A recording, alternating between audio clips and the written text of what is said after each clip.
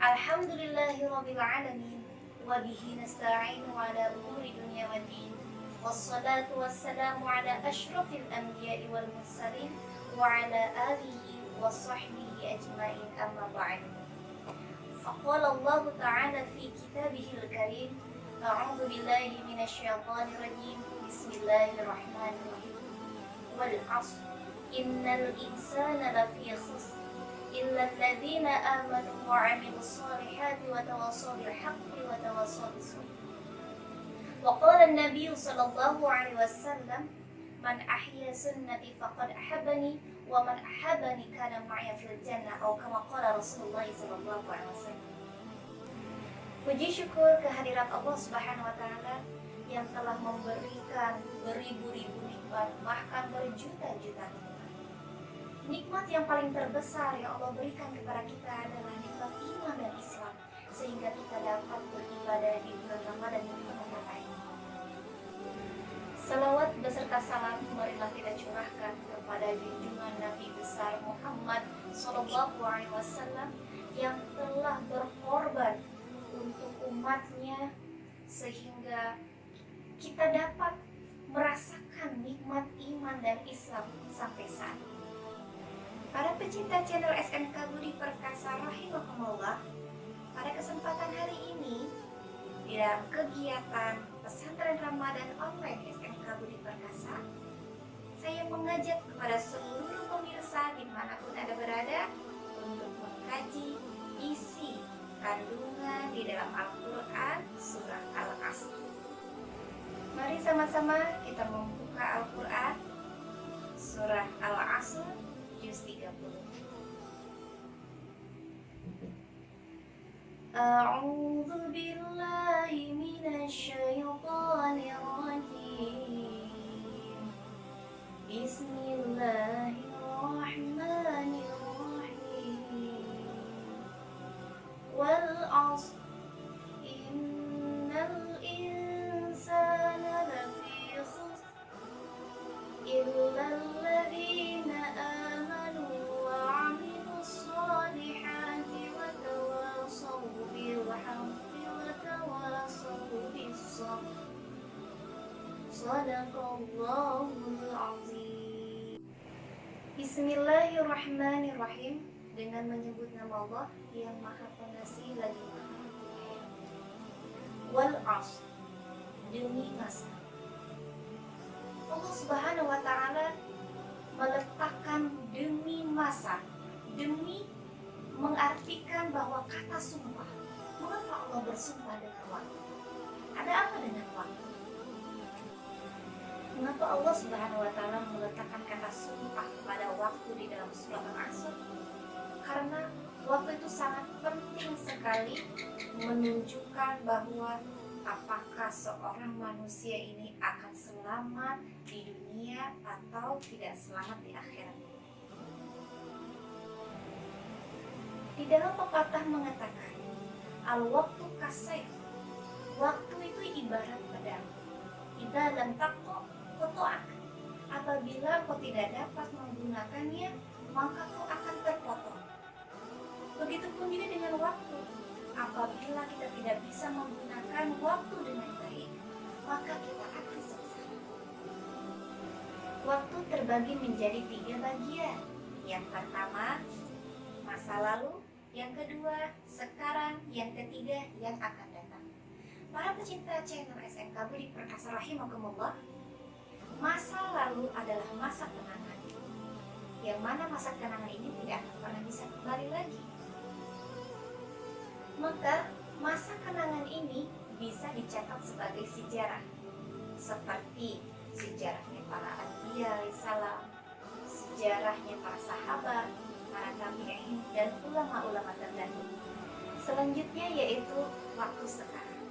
Waktu sekarang disebut juga dengan waktu kenyataan. Inilah waktu yang paling terbaik yang kita lakukan. Jika ingin berbuat baik, maka lakukanlah sekarang. Ingin bertobat, maka lakukanlah sekarang. Jangan ditunda-tunda. Karena sebaik-baiknya waktu adalah yang sekarang. Waktu yang ketiga yaitu waktu yang akan datang. waktu yang akan datang ini disebut sebagai harapan atau impian. Di sebuah hadis dikatakan, kullu zamanin atin qarib. Rasul menyatakan bahwasanya setiap waktu yang akan datang itu adalah dekat. Mengapa Rasul mengatakan waktu yang akan datang ini adalah dekat? Karena waktu yang akan datang adalah waktu yang kita tuju. Seperti halnya adik-adik yang sekarang kelas 1 SMK tidak terasa akan naik ke kelas 2 SMK. Yang kelas 2 SMK tidak terasa akan naik ke kelas 3. Yang kelas 3 tidak terasa bahwa sekolahnya sudah selesai. Di kelas 3 kemudian bisa dilanjutkan kembali dengan sekolah tinggi ataupun bekerja. Para pecinta channel SMK Budi Perkasa rahimakumullah, pastinya setiap insan memiliki harapan atau impian di masa yang akan datang.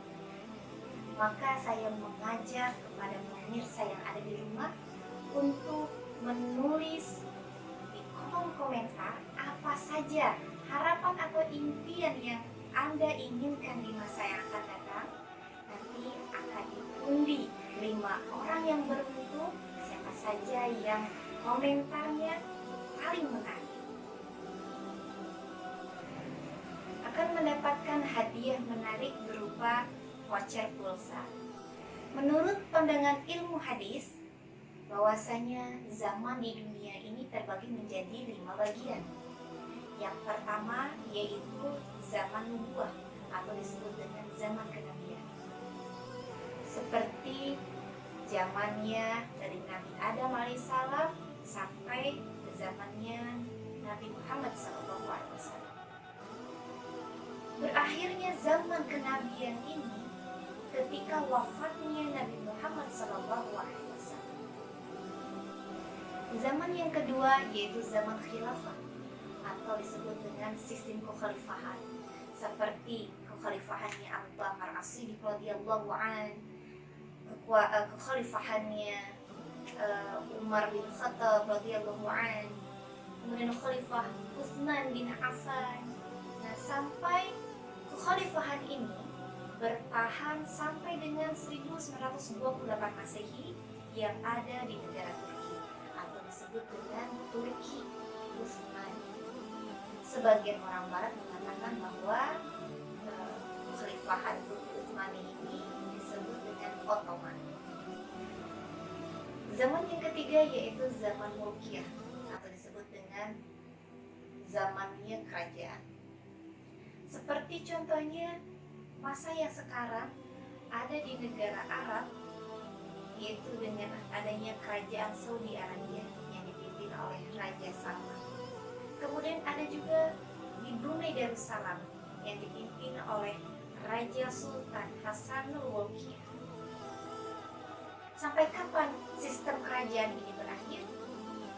Sampai semua negara yang memakai sistem kerajaan ini tidak ada lagi penerusnya. Zaman yang keempat yaitu zaman Jababiro. Zaman Jababiro ini adalah zaman yang mana orang yang paling kuat memimpin ialah yang berkuasa. Ini adalah zaman yang sangat buruk sekali, yang dimana banyak kezaliman di mana-mana, banyak penindasan di mana-mana, bahkan tidak peduli pemimpinnya dijahil atau tidak, yang penting banyak hartanya, banyak pengikutnya, dialah yang berkuasa. Sampai kapan zaman Jababiro ini berakhir? Sampai adanya munculnya Dajjal, kemudian turunnya Nabi Isa alaihissalam dengan Imam Mahdi, dan sampai terbunuhnya pula Dajjal. Zaman yang terakhir adalah zaman khilafah. Karena tadi sebelumnya Dajjal terbunuh, maka suasana pada zaman itu akan kembali lagi, normal lagi seperti zamannya khilafah, zamannya kekhalifahan. Ya, dimana masa inilah masa emas kembali lagi. Di mana-mana makmur, semua tidak ada yang miskin. Yang awalnya pengemis menjadi kaya raya. Yang tadinya cuma hanya pedagang kelontongan menjadi kaya raya. Sehingga pada suatu saat, pada suatu hari itu, orang yang bersedekah satu karung emas pun akan sulit untuk menerima siapa yang bisa menerima zakat tersebut. Ayat selanjutnya yaitu illal ladzina amanu wa 'amilus sholihati wa tawassaw bil haqqi wa tawassaw bis sabr. Illa yang terdapat di dalam surat Al-Asr ayat ketiga ini disebut dengan huruf istisna. Maksudnya yaitu dari hukum yang tadi rugi manusia dalam kerugian karena ada huruf illa pengecualian, maka diganti dari kerugian untuk mendapatkan keberuntungan. Siapakah yang beruntung tersebut? Di dalam surat Al-Asr ayat ketiga ini disebutkan bahwa ada 4 kriteria yang mendapatkan orang yang beruntung. 4 kriteria ini, yang pertama yaitu alladzina amanu, adalah orang-orang yang beriman. Orang yang beriman meyakini di dalam hatinya bahwa Allah lah Tuhan yang kita sembah. Beriman kepada Allah, beriman kepada malaikat Allah, beriman kepada rasul-rasul Allah, beriman kepada kitab-kitab Allah, beriman kepada hari kiamat, dan beriman kepada qadar dan qadar. Selanjutnya yaitu wa'amilus sholihat, dan orang-orang yang beramal soleh. Yang tadi alladzina amanu, orang yang beriman dan juga beramal soleh. Karena waw di sini adalah waw atof. Waw atof yang dimaksud di dalam surat Al-Asr ini yaitu di dalam ilmu usul fiqh mengatakan bahwa al-waw lil mutlaqil jam'i bainal muta'atifain. Maksudnya di sini waw yang diwajibkan dikumpulkan antara dua atuf, artinya tidak bisa dipisah-pisahkan. Yang tadi beriman dan harus juga beramal soleh. Beramal soleh ini diantaranya yaitu ada di dalam terkandung rukun Islam. Yang pertama mengucapkan syahadat, melaksanakan sholat, membayar zakat, berpuasa di bulan Ramadan, beserta haji apabila kita mau. Selanjutnya yaitu watawassaw bil haqq, dan saling menasehati dalam kebaikan. Maksudnya yaitu apabila kita melihat teman kita yang tadinya mabuk-mabukan, maka kita ajak teman kita supaya melepaskan dari kebiasaan buruk tersebut. Yang tadinya tidak pernah sholat, maka kita ajak untuk sholat. Yang tadinya awalnya tidak mengaji, kita ajak untuk mengaji. Inilah saling nasihati dalam kebaikan. Selanjutnya yaitu watawassaw bis sabr, dan saling menasehati dalam kesabaran. Sama seperti halnya dalam situasi kita saat ini. Dalam pandemi COVID-19 ini, kita belajar untuk bersabar menahan diri, untuk selalu stay at home, protect ourselves, supaya tidak ada lagi penularan kepada yang lain. Pada bulan Ramadan pada saat tahun ini pastinya akan terasa beda sekali dengan tahun-tahun sebelumnya. Yang mana tahun sebelumnya kita dapat berbuka puasa bersama dengan teman-teman, bahkan dengan saudara jauh kita. Untuk tahun sekarang, karena adanya wabah COVID-19 ini, kita menahan diri kita supaya lebih mempereratkan kembali dengan keluarga yang ada di dalam rumah kita masing-masing, untuk menjaga ukhuwah yang ada di dalam keluarga tersebut. kemudian jangan stop di sini saja untuk kita beribadah, tetapi terus berlangsung di dalam rumah kita masing-masing untuk mengamalkan amal soleh, kita mengaji bersama, beribadah bersama, dan mempergunakan waktu yang kita punya saat ini, kita gunakan sebaik-baik mungkin agar kita mendapatkan 4 kriteria yang ada di dalam surah Al-Asr. Semoga Allah Subhanahu wa taala memberikan pahala atau ganjaran kepada kita semua dalam menuntut ilmu agama. Saya akhiri dengan subhanakallahumma wa bihamdika asyhadu an la ilaha illa anta astaghfiruka wa atubu billahi fi sabilil haq. Assalamualaikum warahmatullahi wabarakatuh.